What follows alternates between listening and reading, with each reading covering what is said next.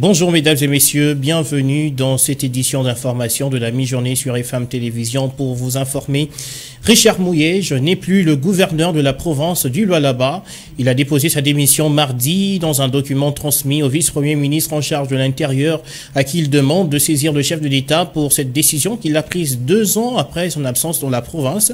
Si dans sa lettre, Richard Mouyej n'a presque rien dit, il a par ailleurs glissé quelques mots à la presse. Ania Kolé. Par sa démission, le désormais ex-chef de l'exécutif provincial du Lualaba laisse comprendre, je cite, qu'il est temps que j'arrête et que je donne la chance à la gouvernance de retrouver la légitimité à travers des élections libres et transparentes pour qu'enfin le base de relance soit consolidé. Fin de citation. Richard Mouyej dit ne pas vouloir être l'obstacle au développement d'une province qu'il dit beaucoup aimer. Donc, c'est en toute liberté que j'ai déposé ma démission, dit-il au cours d'un entretien à la radio Okapi. Cette démission intervient après au moins 2 années entières passées à Kinshasa où il était rappelé. Richard Mouyej a fait l'objet en 2021 des accusations de détournement du fonds destiné au projet agricole pour la session 2019-2020. Il s'est dit prêt à affronter la justice et prouver son innocence. Dans le cadre du même dossier, on se rappelle aussi que l'Assemblée provinciale du Lualaba avait autorisé des poursuites judiciaires en son encontre au parquet général près des cours de cassation. Les précisions de Ania Kolé. On se rend en prison à Chikapa dans la province du Kasaï où un pont s'est effondré mardi avec un véhicule Ben qui avait à son bord plusieurs personnes qui seraient toutes décédées. Il s'agit du pont Lovois jeté sur la rivière qui porte le même nom. Alexandre Kamania, précision. Selon le témoin oculaire du drame, c'est le débordement du tonnage d'un véhicule BEM de la société Bastard du député Laurent Batoumona, actuel directeur général de la Direction générale des recettes publiques, qui a causé cet incident. Il y avait à son bord 100 sacs de ciment, barre de fer, un chauffeur, une administratrice de l'heure de santé de Njinji, 2 enfants, 2 convoyeurs et quelques produits pharmaceutiques. D'après le chef de secteur des Kapende, toutes ces personnes sont mortes étant donné que le pont a été jeté sur une chute et déplore tout de même les comportements des agents de service de sécurité qui se livrent à la corruption. Il faut signaler que ces ponts réunissaient la nationale numéro 1 qui mène vers Kinshasa. Et puis j'ajoute que 13 personnes exactement sont mortes dans cet incident, a noté le chef du secteur de Papende qui a affirmé qu'il n'y a plus d'espoir de retrouver les survivants. La RDC est classée 8e force militaire puissante en Afrique et 72e au niveau mondial. Cette annonce a été faite par le site américain Global Firepower qui a rendu public son classement 2023 sur 45 pays du monde.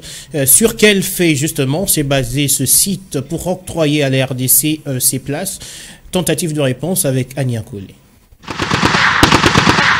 La nation détient un score de 1,3055, un score de 0,000 est considéré comme parfait. La République démocratique du Congo, qui occupait la 76e place sur le rang mondial en 2021, a donc progressé des 4 places en 2023. Au niveau africain, la RDC occupe la 8e place sur 37 pays répertoriés. La RDC, qui occupait la 11e place en 2022, a gagné 3 places en 2023. L'Égypte reste la première puissance militaire africaine. Ces pays d'Afrique du Nord occupent le 14e rang à l'échelle mondiale sur un total de 145 pays étudiés avec un score de 0,2224 points d'après les classements qui se basent sur 60 critères dont le nombre de militaires actifs, la force navale, la disponibilité du carburant pour les opérations militaires, le nombre d'avions de chasse, les budgets consacrés à la défense et à la flexibilité logistique.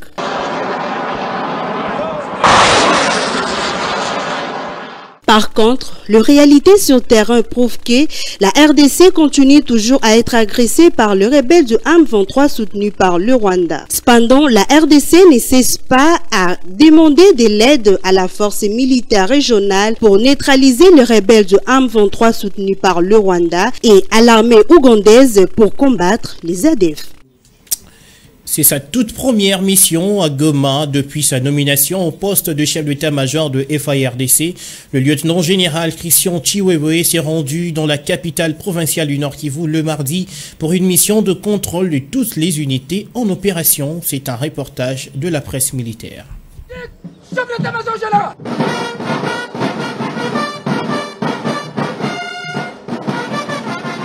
À la tête d'une forte délégation, le chef d'état-major général des forces armées de la République démocratique du Congo est arrivé ce mardi 10 janvier 2023 à Goma, chef-lieu de la province du Nord Kivu, pour une mission de commandement et de contrôle. Le lieutenant général Thio Esongesa Christian a été accueilli à sa descente d'avion par le lieutenant général Ndima Kongwa Constant, gouverneur militaire de la province du Nord Kivu, entouré du commandant de la 3e zone de défense et des membres du comité provincial de sécurité. Aussitôt arrivé, le chef d'état-major général a été convié au briefing de la situation générale, présenté par le lieutenant général Mbangu Machita Marcel, commandant de la 3e zone de défense au centre de coordination des opérations de la 34e région militaire. Le chef d'état-major général de FARDC a profité de cette occasion pour donner des orientations et transmettre les encouragements et les instructions du président de la République, Félix-Antoine Tshisekedi Tshilombo, commandant suprême des FARDC aux militaires engagés au front. Au gouvernorat de la province, un état de lieu de la situation sécuritaire et des opérations en cours dans les secteurs opérationnels Sukola et Grand Nord et Sukola des Nord Kivu lui a été brossé par le lieutenant général Ndima, gouverneur militaire de la province du Nord Kivu. Pour le chef d'état-major général des forces armées, sa visite s'inscrit dans le cadre du contrôle des unités engagées dans les opérations. Nous avons visité l'espace des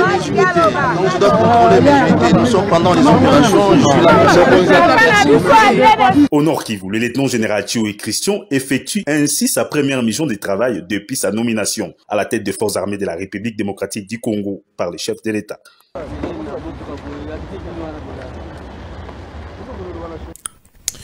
Et puis ils avaient tué un homme d'affaires chinois le 31 décembre dernier dans la province du Lualaba. 3 criminels chinois et un Congolais ont été arrêtés lundi avec une très grande somme d'argent et leurs armes avant d'être présentés à l'autorité provinciale. On écoute tour à tour le commandant de la 22e région militaire, le général-major Smith Jianga, et la gouverneure du Lualaba, Fifi Masuka. C'est la sécurité des personnes et de leurs biens qui nous préoccupe. Parce que la paix est notre cheval de bataille. Mais nous savons aussi que cela constitue la priorité majeure de l'autorité provinciale du Lualaba, son Excellence, Madame Fifi Masuka. Excellence, grâce à la vigilance et la lucidité en renseignement de nos services de renseignement ont mis la main sur les bourreaux criminels et leurs armes létales, 4 pistolets au total que vous voyez là-bas, récupérés entre les mains de ces présumés criminels. Les investigations se poursuivent pour remonter la filière et de démanteler les réseaux. Je ne pensais pas aujourd'hui pouvoir me mettre pour parler de la mort. Hélas, Dieu l'a permis, mais Dieu vous a donné la force de pouvoir aller les dénicher là où ils étaient partis. Au Lualaba, nous vous donnons tout. Nous vous donnons le travail. Vous venez travailler, vous êtes dans nos mines, vous êtes dans nos infrastructures, vous êtes dans tout ce que nous pouvons avoir comme affaire dans cette province. Mais voilà ce que vous avez montré. Vous avez tué un de vôtres au nom de la population de Lualaba, général, avec toute votre équipe. Nous vous disons sincèrement merci du fond du cœur, car nous savons que vous êtes dehors en train de patrouiller pour que nous puissions dormir. Parlons des 9e Jeux de la francophonie qui démarrent fin juillet prochain en RDC. Le Premier ministre et quelques membres de son gouvernement ont inspecté mardi les travaux qui se déroulent au stade des Martyrs de la Pentecôte et au stade Tata Raphaël. Samalou Kandé pense qu'il faut accroître les suivis financiers au même titre que le suivi technique. Je vous propose de le suivre. Nous sommes ici dans le cadre des suivis, des travaux qui sont exécutés dans le cadre des 9e Jeux de la francophonie qui vont se dérouler ici à la fin du mois de juillet, au début du mois d'août de cette année 2023 à Kinshasa. Ce sont des jeux que nous avons voulu accueillir selon la volonté de son Excellence Monsieur le Président de la République pour non seulement le rayonnement de la francophonie dans ce pays qui est finalement le plus grand pays francophone du monde, Et puis, à côté de cela, avoir cette grande fête de la jeunesse, surtout dans ce message d'espoir que nous devons donner, indépendamment de tous ces défis sécuritaires que nous avons, particulièrement à l'est de la République démocratique du Congo. Nous étions ici au mois d'octobre de l'année passée et nous avions promis de faire un suivi sur les travaux qui doivent s'exécuter. Nous avons fait aujourd'hui 2 sites principaux, le site Tata Raphaël ainsi que le site du Stade des Martyrs, qui vont accueillir plusieurs disciplines qui vont se dérouler dans le cadre de ces Jeux. Et d'autres sites, bien sûr, restent à visiter. De ce que nous avons vu, nous estimons qu'il faut encore accroître non seulement le suivi technique, mais surtout le suivi financier des travaux qui doivent s'exécuter de manière à ce qu'on puisse être dans les délais. Parce que nous avons des équipes qui nous suivent et qui nous accompagnent, et nous les remercions pour cela, dans le cadre de la francophonie.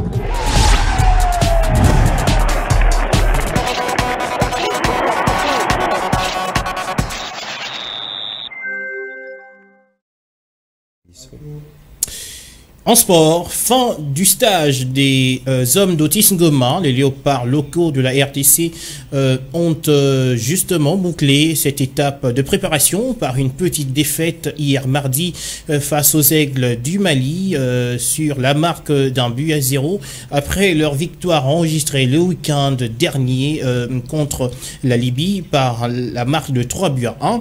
Et c'est déjà ce mercredi que la RDC rejoint la terre algérienne pour le 7e championnat d'Afrique des Nations 2023 qui ouvre ses portes ce vendredi 13 janvier. Lionel Ngolo, bonjour. Bonjour Patrick, bonjour à tous. Journaliste au service de sport de FM Télévision.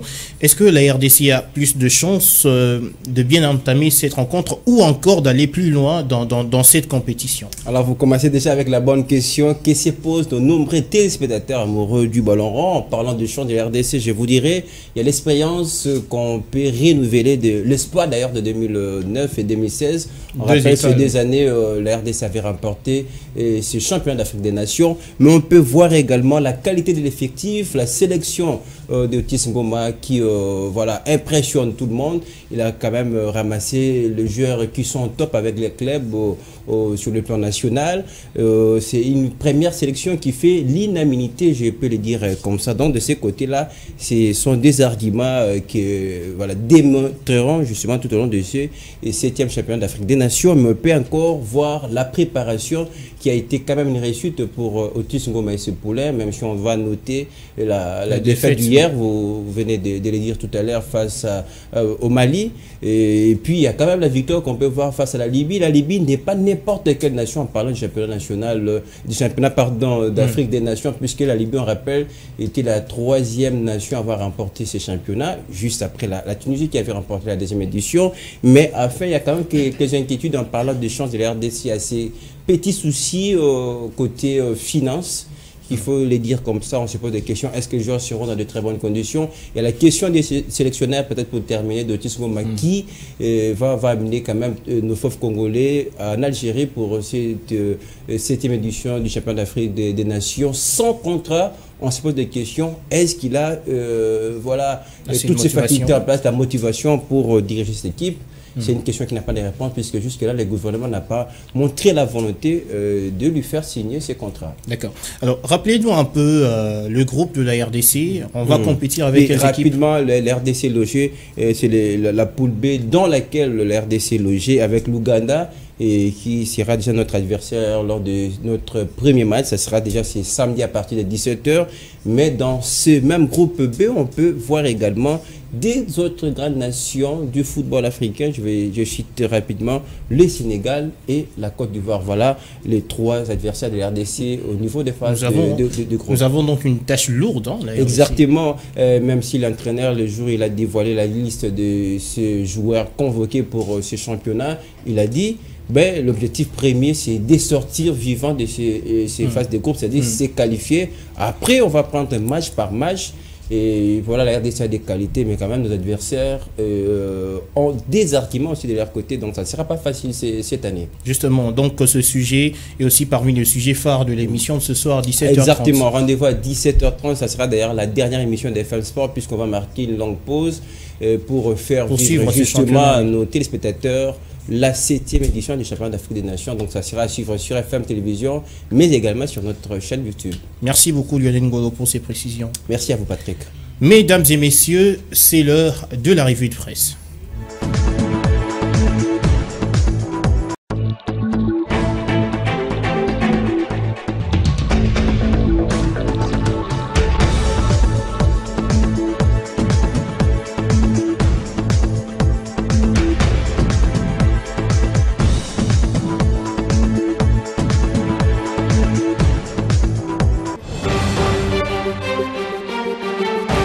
Mesdames et messieurs, bienvenue dans cette lecture de journaux.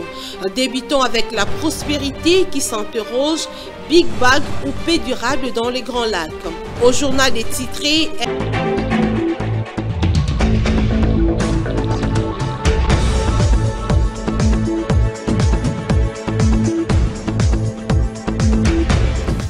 Mais que disent les journaux parus ce matin dans la capitale congolaise, ici sur ce plateau? Pour en parler, Elvis Meti, bonjour. Bonjour Patrick Ngouo. On démarre tout de suite avec la prospérité, avec un sujet politique. Repli stratégique ou piège politique du PPRD, l'ADIPRO dénonce le schéma du boycott des élections de 2023. Oui, Patrick Ngouo, constat Moutamba motivé par la position de la Commission électorale nationale indépendante d'organiser véritablement les élections le 20 décembre prochain, a répondu coup sur coup aux propos d'Emmanuel Ramazani Chadari. La DIPRO qualifie d'inconsciente et de contradictoire sa démarche, celle du PPRD, famille politique du président honoraire Joseph Kabila Kabange, visant les boycotts de l'enrôlement des électeurs. En revanche, la DIPRO demeure sans excuses face aux ennemis de la deuxième alternance, a dit Constant Moutamba. Ok, alors on reste toujours en politique et puis dans les objectifs de 2023, le journal Objectif nous parle d'Adolphe Mouzito qui zappe Fayulu, Mukwege et dans le même temps Matata Ponyo. Qu'en est-il, Elvis Meti? Bien sûr que oui, Mouzito a fustigé les alliances entre les personnalités politiques sans avoir un projet de société à proposer un projet de société alternatif faisant notamment allusion au dernier communiqué conjoint signé par Martin Fayulu, Matata Ponyo et Denis Mukwege. Nous devons éviter l'erreur de Genève, 3 candidats sans programme qui se réunissent et pondent ensemble un communiqué à l'intersection des 3 ensembles vides qui ne peut donner qu'un autre ensemble vide. Des communiqués, c'est bien, mais il faut aussi proposer des alternatives, un programme avec une autre vision, ensuite chercher le pouvoir. Et pour moi, le pouvoir n'est pas le but, c'est un moyen, le mettre en place des réformes concis par mon parti, a dit Adolphe Mouzito. Ok, alors on termine avec la transparente qui a été assez transparent par rapport à ce sujet. Mbujimayi Félix Tshisekedi a été interpellé par la population au sujet de la relance de la MIBA. Comme on peut le croire, la consoeur a titré « Nous entendons l'amélioration de notre vie sociale, les relèvements de la MIBA qui est le poumon économique de notre province. Si le chef de l'État peut penser à cette société et chercher aussi à créer d'autres pour donner de l'emploi aux jeunes, ont-ils plaidé la population de cette partie? Pour leur part, les jeunes de Mbujimayi ont encouragé le président de la République à créer de l'emploi et à soutenir l'entrepreneuriat de jeunes. Certains, en revanche, ont souhaité que Félix Tshisekedi lance des travaux d'adduction d'eau et des raccordements du courant électrique à Mbujimayi. Ok, un plateau essentiellement masculin aujourd'hui. Merci beaucoup Elvis Meti. C'est moi qui vous remercie, Patrick Ngouo.